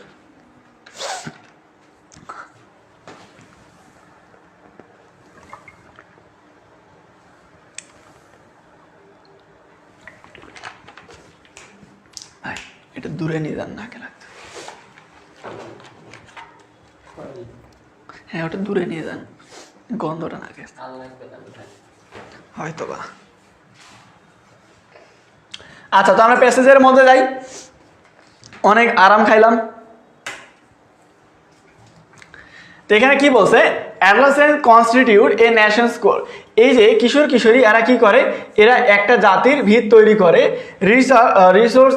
Resource for national renewal and growth, জাতীয় উন্নতি এবং প্রবৃদ্ধির ক্ষেত্রে একটা জাতির যে ভিত এটা তৈরি করে কারা, কিশোর কিশোরী দ্বারা। অ্যাডোলেসেন্স ইজ এ পিরিয়ড, বয়সন্ধিকাল হচ্ছে একটা সময়কাল ইন লাইফ একজনের জীবনে, when transition from childhood to adulthood, যখন হচ্ছে তোমার কিশোর থেকে প্রাপ্তবয়স্কের দিকে মানুষ কি পালাবদল ঘটে থাকে, টেক্স প্লেস মানে ঘটে থাকে। And behaviours and life styles are shape, যখন হচ্ছে তোমার ব্যবহার এবং জীবনের যেই ধারাগুলো বা জীবনের যে তোমার স্টাইলগুলো, লাইফ স্টাইলগুলো, এগুলো যেই সময়টাতে তৈরি হয়ে থাকে। তো এখানে বলছে বয়সন্ধিকাল হচ্ছে একটা মানুষের একটা জাতির ভিত তৈরি করে থাকে যাতে উন্নতি এবং প্রবৃদ্ধির জন্য, এবং বয়সন্ধিকাল হচ্ছে এমন একটা সময়কাল যেটা হচ্ছে কিশোরকাল থেকে তোমার প্রাপ্তবয়স্কে পালাবদল ঘটে থাকে এবং ব্যবহার এবং যে লাইফ স্টাইলগুলো এগুলো এই সময়টাতে তৈরি হয়ে থাকে।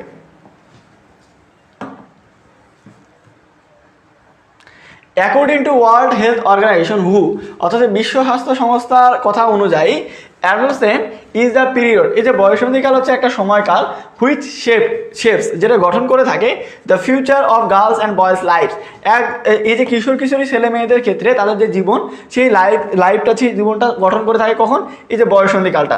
দেয়ার আর 28 মিলিয়ন অ্যাডোলেসেন্ট ইন বাংলাদেশ, এই প্রতিবেদনটা তৈরি করা হয়েছিল 2008 কি 9 সালের দিকে সম্ভবত, বা 11-12 দিকে, অর্থাৎ আজ থেকে 10-12 বছর আগে। তখন কিশোর কিশোরী থেকে এখনকার কিশোর কিশোরীর পরিমাণ অনেক, ধরতে গেলে মোটামুটি দেখা যাচ্ছে দ্বিগুণের কাছাকাছি। অর্থাৎ আগে ছিল 2,80,00,000 কিশোর কিশোরী, এখন সেটা অনেক বেশি, যার মধ্যে 13.7 million are girls and 14.3 million boys, যাদের মধ্যে 1,37,00,000 হচ্ছে মেয়ে এবং 1,43,00,000 ছেলে। কিন্তু বর্তমানে আদমশুমারি অনুযায়ী কিন্তু ছেলেদের থেকে মেয়েদের পরিমাণ বেশি, অর্থাৎ কিন্তু এই যে প্রতিবেদন এটা কিন্তু এখন গ্রহণযোগ্য না। তবে প্যাসেজ থেকে কিন্তু তোমাকে উত্তর করতে হবে, বর্তমান মানে আপডেট নিউজ থেকে না, এটা তো সাধারণ জ্ঞানের কোশ্চেন না, ইংরেজির কোশ্চেন। অতএব যদি প্যাসেজ আসে তো প্যাসেজের মধ্যে যা আছে তুমি উত্তরে কিন্তু তাই দেবে, এমসিকিউ অথবা কোশ্চেন অ্যান্সারে, বর্তমানে তথ্য দেওয়ার কিন্তু দরকার নাই। তারপরে দেখো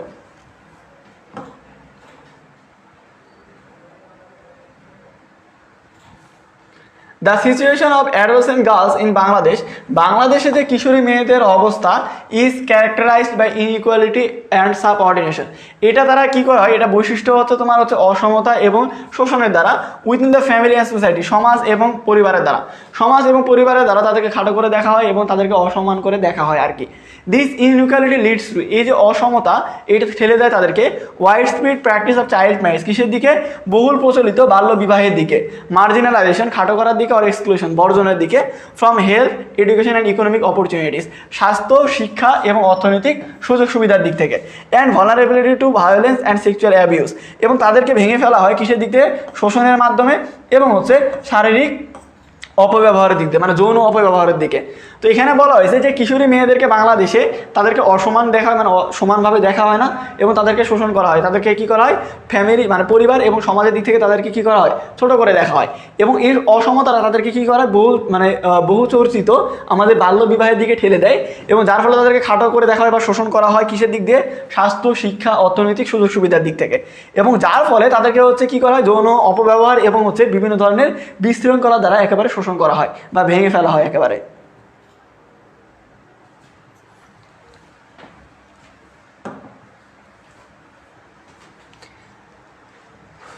ইন বাংলাদেশে the legal age of marriage in 18 for girls, মেয়েদের জন্য বিয়ের বয়স হচ্ছে 18 বছর, অ্যান্ড 21 ফর বয়েজ, এবং ছেলেদের ক্ষেত্রে 21 বছর।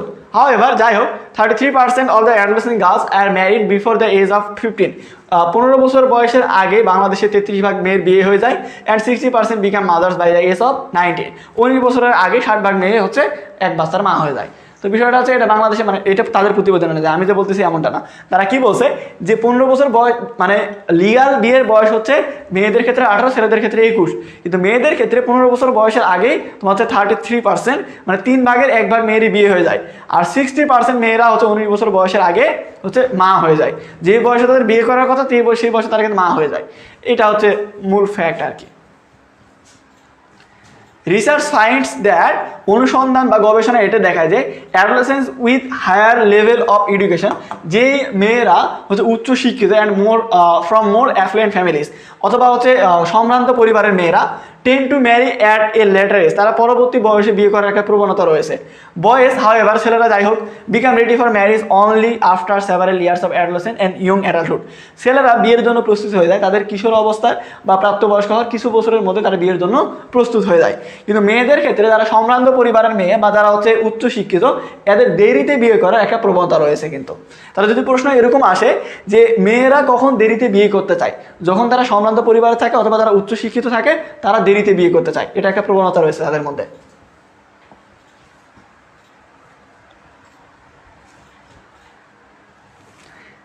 এটা বলছে when a girl gets married, যখন একটা মেয়ে বিয়ে হয়, she usually drops out of school and begins full time work in her in laws household. তো বলছে she usually drops out of school, সে হচ্ছে স্কুল থেকে ঝরে পড়ে, and begins full time work, এবং সবসময় কাজ করে থাকে in her in laws household, তার শ্বশুর বাড়িতে। তো সে হচ্ছে কি করে থাকে, একটা মেয়ের বিয়ের পরে সে সবসময় শ্বশুর বাড়িতে কাজ করে থাকে। তারপর বলছে in the in laws house, তার শ্বশুর বাড়িতে, শি ইজ মার্জিনালাইজড, তাকে ছোট করে দেখা হয়, she become vulnerable to all form of abuse, তাকে সকল ধরনের অপব্যবহার দ্বারা শোষণ করা হয়, ইনক্লুডিং ডরি রিলেটেড ভায়োলেন্স, যৌতুক সম্পর্কিত যেই ঝামেলাগুলো বা শোষণগুলো এইগুলো দ্বারা, মানে এর মধ্যে আর কি অন্তর্ভুক্ত। এটা ছাড়াও সব ধরনের অপব্যবহার দ্বারা তাকে কি করা হয়, শোষণ করা হয় তার শ্বশুর বাড়িতে বিয়ের পরে আর কি। এই যে দেখো না, স্বামী স্ত্রী ভালোবাসা, শ্বশুর শাশুড়ি, এগুলো শুধু টিকটকে হয়, বাস্তবে হয় না। বাস্তবে কিন্তু মায়ের হয় বেশি, কথা হয় কম। তারপরে দেখো ইন বাংলাদেশে it is still common for bride's family, কনে পক্ষের পরিবারের ক্ষেত্রে এটা এখনও সাধারণ বিষয়, টু পে ডাউরি, এই যে তোমার যৌতুক দিতে হবে, এটা হচ্ছে সাধারণ বিষয় এখনও, despite the practice being illegal, যদিও বা হচ্ছে এই যে তোমার নিয়ম এটা হচ্ছে অবৈধ, তারপরে এখনও এই যে আমাদের কনে পক্ষের পরিবারের ক্ষেত্রে এটা হচ্ছে কি সাধারণ বিষয় যে যৌতুক দিতে হবে। Dowry demands can also continue after the wedding, বিয়ের পরেও এই যৌতুকের যে চাহিদা এটা চলতেই থাকে। ফর অ্যান অ্যাডোলেসেন্ট ব্রাইড, একজন কনের পক্ষের ক্ষেত্রে বা কনের পক্ষে, মানে কিশোরী কনের জন্য, ইভেন ইফ, এমনকি হার ইনলস আর সাপোর্টিভ, যদি তার শ্বশুরবাড়ির লোকেরা সহযোগিতামূলকও হয়, there are a greater health risk in terms of pregnancy and childbirth, এই যে তোমার গর্ভধারণ এবং বাচ্চা প্রসবের ক্ষেত্রে তার কিন্তু একটা উচ্চমাত্রা ঝুঁকি থেকেই যায়। তুমি বলতে পারো যে তোমার একটা অল্প বয়সী মেয়েকে তোমার ছেলের সাথে বিয়ে বা আপনার ছেলের সাথে বিয়ে দিতে পারেন, দিয়ে মনে করতে পারেন যে আমার ছেলের বউ হিসাবে না, আমার নিজের মেয়ে হিসাবে রাখবো, এভাবে বলতে পারে অনেকে। কিন্তু তারপরে দেখা যাচ্ছে যে ঠিক আছে, আপনি ওকে নিজের মেয়ে মনে করে মানুষ করতেছেন, কিন্তু তারপরে যে 15 বছরে বিয়ে করে 18 বছর বয়সে বাচ্চার মা হবে, তার যে স্বাস্থ্য ঝুঁকি বা বাচ্চার যে ঝুঁকি, এটা তো থেকেই যায়। এটার জন্য তো আপনার মনে করেন যে আলাদা করে মেয়ের কোনো প্রভাব পড়তেছে না, তাই না? তো বিষয়টা হচ্ছে যে একদিক দেখলে হয় না, সব দিক দিয়ে এই জিনিসগুলো কিন্তু বিবেচনা করতে হয়, যেটা অনেকেই বোঝে না। মনে করে যে এরকম জামাই পাবে না, এরকম ঘর পাবে না, কিন্তু তার যে বিয়ের বয়স হয়নি এটা আর বুঝতে চায় না। আমাদের দেশের অধিকাংশ ছেলের ছেঁকা খাওয়ার পিছনে গল্প হচ্ছে এটাই, প্রেম করে ক্লাস 8-9-এ, ধরো ইন্টারমিডিয়েটের ছেলে প্রেম করতেছে ক্লাস 9-এর মেয়ের সাথে, দেখা যাচ্ছে ছেলে ইন্টার তো দূরের কথা, মাস্টার্স কমপ্লিট করে বেকার বিয়ে হচ্ছে না, আর মেয়ে 9-এ পরে দেখতে সুন্দরী, 9-এই বিয়ে হয়ে যাচ্ছে। ছেলেটা ছেঁকা খেয়ে মনে করে 4-5 বছর ডিপ্রেশনে কাটায়, মানে ইন্টারে ছেঁকা খাইছে, এটা ওভারকাম করতেই দেখো সারা জীবন পার হয়ে যায়। এই হচ্ছে বিষয়।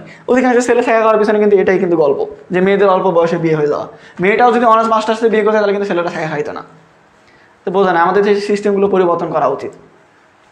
The majority of adolescent brides and there families, আমাদের দেশের যে কনের পক্ষের যে কিশোরী কনের পক্ষের অধিকাংশ এবং তাদের পরিবাররা আর আনইনফর্মড অর ইনসাফিসিয়েন্টলি ইনফর্ম, তারা জানেই না অথবা খুব অল্প জানে অ্যাবাউট রিপ্রোডাক্টিভ হেলথ, যে পুনর্প্রজনন স্বাস্থ্য এগুলো সম্পর্কে, অ্যান্ড কন্ট্রাসেপশন এবং গর্ভধারণের ক্ষেত্রে। অর্থাৎ পুনর্প্রজনন স্বাস্থ্য এবং গর্ভধারণের ক্ষেত্রে আমাদের দেশে যে পরিবারগুলো বা মেয়েগুলো এগুলো খুব অল্পই জানে, একেবারেই জানে না, দুটার মধ্যে যে কোনো একটা। The maternal mortality rate for adolescent is double of the national rate, যে জাতীয় যে মৃত্যুর হার, এটা থেকে হচ্ছে মাতৃমৃত্যুর হার হচ্ছে দ্বিগুণ আমাদের দেশে। মানে মায়েরা প্রচুর হারে মৃত্যুবরণ করে বাচ্চা প্রসবের ক্ষেত্রে, এটা কিন্তু অনেকে বোঝে না জিনিসগুলো। তারপরে বলছে when adolescent girls are pulled out of school, যখন কিশোরী মেয়েরা স্কুল থেকে ঝরে পড়ে, either for marriage or work, হয় বিয়ের জন্য অথবা কাজের জন্য, they often lose their mobility, তারা তাদের গতিশীলতা হারিয়ে ফেলে, their friends and social status, তাদের বন্ধু বান্ধব এবং সামাজিক মর্যাদা এগুলো হারিয়ে ফেলে। একটা মেয়ে বিয়ে হওয়ার পরে তার বন্ধু বান্ধবের সাথে যোগাযোগ কমে যায়, তার মর্যাদা কমে যায় সমাজের মধ্যে। ওই যে বললাম পরিবার সমাজের মধ্যে তাকে খাটো করে দেখা হয়, লিসন ওয়ানের মধ্যে পড়লাম আমরা। এটাই বলছে। দ্য ল্যাক অফ মোবিলিটি, এই গতিশীলতার অভাবে এবং adolescent girls also cartridge the economic and non formal educational opportunities. এইটার ফলে এই যে কিশোরী মেয়েরা হচ্ছে তোমার কি করে, এই যে তারা তাদের গতিশীলতা হারিয়ে ফেলে, এইটার কারণে তাদের অর্থনৈতিক এবং তাদের অপ্রাতিষ্ঠানিক যে শিক্ষার সুযোগ সুবিধা এটা তারা হারিয়ে ফেলে। বিয়ের আগে অনেক পরিবারে বলে যে বিয়ের পরে আমরা মেয়েকে পড়াবো, মেয়ে চাকরি করবে, ছেলের সাথে আশেপাশে সমস্যা নাই। বিয়ের পরে দেখা যাচ্ছে 1 বছর পরে যখন বাচ্চা কোলে আসবে তখন বাচ্চা মানুষ করবে নাকি হচ্ছে ফ্যামিলি মানে পরিবার দেখবে নাকি পড়ালেখা করবে, কোনটা করবে? তো সেক্ষেত্রে দেখা যায় একটা মায়ের কর্তব্য হচ্ছে বাচ্চা আগে মানুষ করা। আর যদিও বা সে বলে যে বাচ্চা মানুষ করবো, বাসায় পড়ালেখা করবো, তো শ্বশুর বাড়ি তো জানে কীরকম ধরনের থাকে, তখন অনেক ধরনের কথা বলে, তখন তোমার পড়ালেখার উপর তো শখ মরে যায়, পড়ালেখার করবো না, দরকার নাই, মাপসাই দোয়া চাই। তখন মনে করো আগে থেকে যদিও বলে যে মেয়ে বিয়ের পরে পড়ালেখা করবে, এটা সুযোগ সুবিধা কোনোদিন হয় না বাংলাদেশের মধ্যে। এটা বাস্তব কথা। যতই অনেকে বলুক যে বিয়ের পরে তোমাকে পড়ালেখার সুযোগ দিব, পড়বে, সমস্যা নাই, সমস্যা কি, আমার মেয়ের মতোই তো, আমার মেয়ে যেমন পড়ালেখা করে সেও পড়ালেখা করে, এগুলো বাস্তবে গল্পের মধ্যে, বাস্তবে হয় না। হ্যাঁ, কুয়াকাটা পড়াই ফেলছি এর আগেও।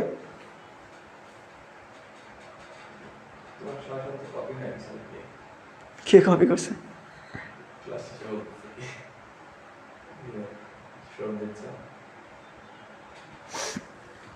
একজন বলছে আমি ছ্যাঁকা খাইছি। তোমার বয়স যত বছর তার থেকে বেশি ছ্যাঁকা খাইছি আমি। এটা বাস্তব কথা। এখন তোমাদের মনে হতে পারে বনি ভাই আপনি দেখতে এত সুন্দর, এত ভালো মানুষ, তারপরে আপনাকে আবার ছ্যাঁকা দিল কে? দিবে রে ভাই, মানুষ আছে অনেকেই। এখন একটা মানুষ বড় একদিনে হয় না, অনেক দিনে হয়। অনেকে যারা বড় পর্যায়ে গেছে তাদেরকে দেখে মনে হয় দেখতে এত সুন্দর, এত ভালো পজিশনে আছে, তারপরে ওকে আবার অপছন্দ করে এরকম মেয়ে দুনিয়াতে কই খুঁজে পাওয়া যায়? কিন্তু আছে অনেকে, বোঝা গেছে। কারণ হচ্ছে মানুষ কখনো একজনের দ্বারা খুশি হয় না। দেখা যাচ্ছে তুমি যতই দাও, তুমি ধরো তোমার পাশের সিটে যে বন্ধু বা বান্ধবী বসবে তাকে যদি তুমি পুরা খাতা দেখাই দাও, তারপর তুমি তাকে খুশি করতে পারবে না, এটা সম্ভব না। তুমি যে কোনো কিছু দিয়ে, তুমি একটা সিম্পল জিনিস চিন্তা করো, আল্লাহ আমাদেরকে সৃষ্টি করছে, আমাদের রিজিকের ব্যবস্থা করছে, খাওয়া দাওয়ার ব্যবস্থা করছে, আমাদের যা যা দরকার সব দিছে, তারপর আমরা কি করি? আমরা আল্লাহ নাফরমানি করি, তারপর সন্তুষ্ট না। আর আমরা হচ্ছে কি, মানুষ, আল্লাহ হচ্ছে আল্লাহর সৃষ্টির একটা ক্ষুদ্রতম মানে জীব হচ্ছে কি মানুষ। আমরা মানুষকে কীভাবে সন্তুষ্ট করবো বলো? যেমন আমার কথা চিন্তা করো, আমি যদি তোমাদেরকে আমি সব কিছু দিই, আমার মধ্যে যা যা আছে সব কিছু দিই, আমি যে কলিজা জায়গাটা তোমাদেরকে ভুনা করে খাওয়াই, তারপরে এমন অনেক ছেলে মেয়ে পাবে যারা খুশি না, তারা বলবে হ্যাঁ বনি ভাইয়ের কলিজার ওজন আর কত কেজি হবে, বনি ভাইয়ের কলিজা ভুনা করে খাওয়াই, সেটার মধ্যে লবণ হয়নি, ভালোভাবে রান্না হয়নি, এই সেখানটা। তো চাইলে আমরা সন্তুষ্ট করতে পারবো না কাউকে। তুমি তোমার সবটুকু দিলেও কিন্তু সম্ভব না এই জিনিসগুলো। তো এটা বাস্তব কথা, তোমার ক্ষেত্রে, আমার ক্ষেত্রে, সবার ক্ষেত্রেই। কারণ আমিও মানুষ, তুমিও মানুষ, সবার ক্ষেত্রেই কিন্তু এটা প্রযোজ্য। মোর ওভার আরও বলতে গেলে the lack information about health issue, এই স্বাস্থ্য জিনিসগুলো সম্পর্কে এই যে তথ্যের অভাবে, অ্যাকর্ডিং টু এই স্টাডি, একটা তথ্য অনুযায়ী অনলি অ্যাবাউট 3 or 5 অ্যাডোলেসেন্ট, 5 জনের মধ্যে 3 জন কিশোরী have even heard of HIV সম্পর্কে শুনেছে। It is also reported that, এটা আরও বলা হয়েছে যে more than 50% of adolescent girls are undernourished and suffer from anaemia, যে 50%-এরও বেশি কিশোরী মেয়েরা বাংলাদেশের মধ্যে পুষ্টিহীনতা এবং অ্যানিমিয়াতে মানে রক্ত স্বল্পতাতে ভুগে থাকে। তো বাংলাদেশের মধ্যে দেখা যায় যে 5 জনের মধ্যে 3 জন মেয়ে আছে যারা এইচআইভি সম্পর্কে শুনছে, মানে শোনেনি এরকম। আর 50,000-এরও বেশি মেয়েরা হচ্ছে পুষ্টিহীনতা অথবা হচ্ছে রক্ত স্বল্পতায় ভুগে থাকে আর কি। এটা কিন্তু আমি বলিনি, আমি কোনো মেয়েকে কিন্তু দোষ দিচ্ছি না, এটা হচ্ছে প্রতিবেদন বলছে, আমি শুধুমাত্র বাংলা মিনিং বলতেছি তোমাদেরকে। এটা বলছে adolescent fertility is also high in Bangladesh, বাংলাদেশের যে মাতৃমৃত্যুর হার এটা কিন্তু অনেক বেশি। The contribution of the adolescent fertility rate is to the total fertility rate increase to from 20.3% 1993 to 24.4% in 2007. Moreover the nutritional mortality, এখানে বলছে যে বিষয়টা সেটা হচ্ছে 2007 সালে যেই মাতৃমৃত্যুর হার যেটা ছিল 24%, সেটা 1993 সালে হয়ে গেছে 20%। আর বাংলাদেশে কিন্তু এই যে বাচ্চা মৃত্যুর হার, এটাও কিন্তু একটা চিন্তার বিষয়। শুধুমাত্র যে বাচ্চা প্রসবের সময় মা মৃত্যুবরণ করে এমনটা না, তখন কিন্তু বাচ্চারাও মৃত্যুবরণ করে, এটাও একটা চিন্তার বিষয়। এটাই বলছে এটার মধ্যে, আমি এক লাইনে বলে দিলাম, কারণ একটা একটা করে ওয়ার্ড মিনিং বুঝাইতে গেলে জিনিসটা বুঝতে পারবে না। এখানে বলছে while the situation for adolescent boys is somewhat better, যেখানে হচ্ছে কিশোরী ছেলেদের ক্ষেত্রে তাদের যেই অবস্থা এটা অনেকটা ভালো আর কি। Many are vulnerable and lack of the power to make decisions about their own life, অনেকে তাদের জীবন সম্পর্কে নিজেদের সিদ্ধান্তগুলো নিজেরাই নিতে পারে না। এই যে ক্লাস করার ক্ষেত্রে তারা নিজের মানে সিদ্ধান্ত নিতে পারে না যে কার ক্লাস করবো, কার ক্লাস করবো না, কার সাজেশন ফলো করবো, কার ফলো করবো না, কার দেখে পড়বো, কার কাছে পড়বো না, কার কাছে ভর্তি হবে, কার কাছে ভর্তি হবে না। এই যে তোমার সিদ্ধান্তগুলো অধিকাংশ স্টুডেন্টই ভর্তি হয় ফ্রেন্ডদের রেফারেন্সে। অমুক ফ্রেন্ড যদি বলো অমুকের কোর্স ভালো বা অমুকের ক্লাস ভালো, তাহলে কিন্তু তারা ভর্তি হয়ে যায়। এটা দেখে না যে সে কেমন পড়ায়, সে তার কাছে বুঝতে পারছে কিনা। হ্যাঁ, তোমার বন্ধু বললো যে অমুক ভাইয়া অনেক ভালো পড়ায়, তোমার বন্ধু ওই ভাইয়ার পড়া বুঝতে পারে, তুমি কি তার পড়া বুঝতে পারো? তুমি একবার যাচাই করছো? তোমার বন্ধু আর তোমার ব্রেনের মধ্যে পার্থক্য আছে, তোমার বন্ধু ওর পড়া বুঝতে পারে, তুমি বুঝতে পারো কিনা সেটা আগে যাচাই বাছাই করো, তারপরে ভর্তি হও। ছেলেপেলে কিন্তু নিজেদের সিদ্ধান্তহীনতা নিজে নিতে পারে না, মানে নিজেদের যে সিদ্ধান্ত এটা নিজেরাই নিতে পারে না। তো বলছে এই ধরনের সিদ্ধান্তহীনতায় তারা ভুগে থাকে তাদের নিজেদের জীবনের যে সিদ্ধান্তগুলো এগুলো সম্পর্কে। Many boys who are unable to go to school or R unemployed, অধিকাংশ মানে যেই ছেলেগুলো তারা হচ্ছে স্কুলে যায় না বা অথবা হচ্ছে বেকার, তারা রিমেইন আনঅ্যাওয়ার অফ সোশ্যাল ও হেলথ ইস্যু, তারা তাদের স্বাস্থ্য এবং সামাজিক বিষয়গুলো সম্পর্কে অচেতন বা জানে না ওই রকম। They're at considerable risk of being drawn into criminal activities, তারা হচ্ছে যে তোমাদের হচ্ছে ক্রিমিনাল কাজগুলো মানে খারাপ কাজগুলো এগুলোর দিকে তারা কি করে ঝুঁকে যাওয়ার ক্ষেত্রে তারা একটা ঝুঁকির মধ্যে থাকে আর কি, যারা বেকার অথবা হচ্ছে যে এই যে জানে না পড়ালেখা তারা আর কি, স্কুলের বাইরে তারা। তো এখানে বলছে the core resource of the ration, একটা জাতির ভিত কি, একটা জাতির ভিত্তি কি বলো?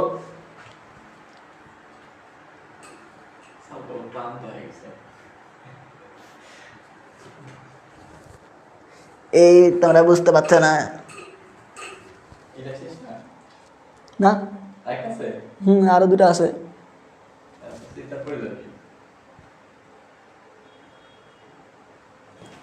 আপনারা কি বিরক্ত হচ্ছেন? ক্লাস কি চলবে নাকি চলবে না?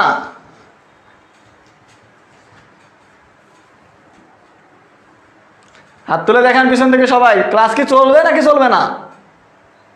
আরে পিছন থেকে বলে হাত তোলেন। মাশাআল্লাহ মাশাআল্লাহ, হাত নামান, হাত নামান, হয়ে গেছে, হাত নামান। হ্যাঁ ক্লাস চলবে ইনশাল্লাহ। অনেকে অ্যাডাল্ট বলছে, নাবিল অ্যাডাল্ট কেন হবে? অ্যাডোলেসেন্ট হবে। প্রথম লাইনে তো আছে যে অ্যাডোলেসেন্টরা কি করে, একটা জাতির ভিত তৈরি করে, এটা তো লাইন নাম্বার 1-এ আছে, এটা ভুল করবে কেন? তারপরে 2 নাম্বার, অ্যাডোলেসেন্ট শেপস দা, অ্যাডোলেসেন্ট কি গঠন করে? অ্যাডোলেসেন্টরা কি গঠন করে? অ্যাডোলেসেন্টরা হচ্ছে কি তৈরি, একটা জাতির ভবিষ্যৎ তৈরি করে, তাহলে কি হবে? ফিউচার হবে। 3 নাম্বার, দেয়ার আর ড্যাশ, আচ্ছা এটা পড়া দরকার নেই, এটা তো ইনফরমেশন প্যাসেজের মধ্যে দেওয়া আছে। আচ্ছা, the ইনঅ্যাবিলিটি leads to practice of early marriage. আচ্ছা, এই যে অসমতা মেয়েদেরকে, এই অসমতা কিসের দিকে ঠেলে দেয়? বহুল প্রচলিত কিসের দিকে? বাল্য বিবাহের দিকে, অতএব হবে early marriage. Number, the percentage of early marriages, মানে বাল্য বিবাহের হার কত? বাল্য বিবাহের হার হচ্ছে 33%, এটা প্যাসেজের মধ্যে দেওয়া আছে ইনফরমেশন।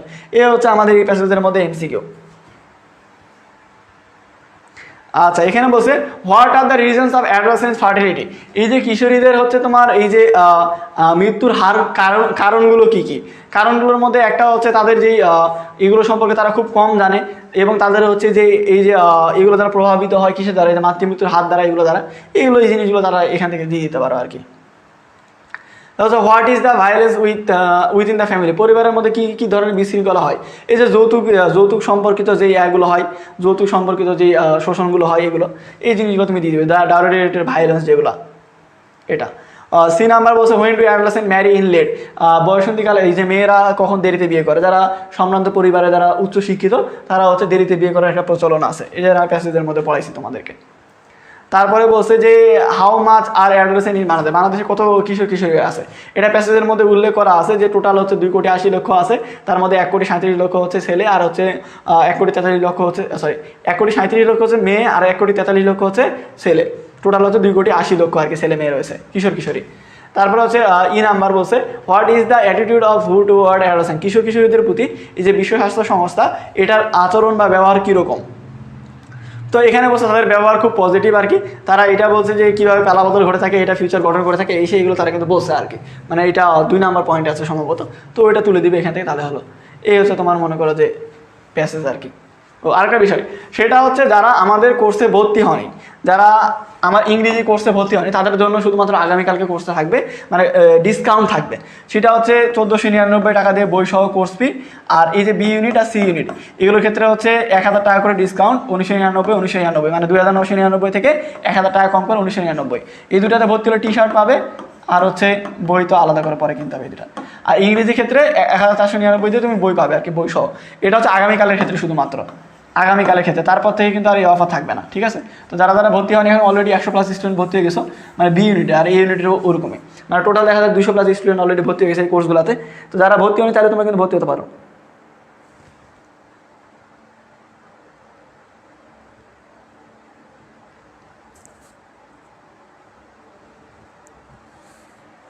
ঠিক আছে।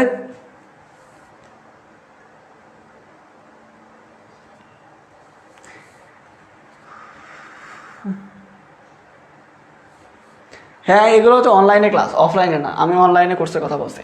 আচ্ছা, তো আমাদের প্যাসেজের মধ্যে দুইটা প্যাসেজ হলো, অর্থাৎ হচ্ছে অ্যাডোলেসেন্সের মধ্যে বাকি আছে। আচ্ছা, আমরা যদি আমাদের শুরু থেকে বলি, আমাদের স্টেজ 1 থেকে, তো আমাদের স্টেজ 1 মধ্যে আমরা কি কি পড়লাম?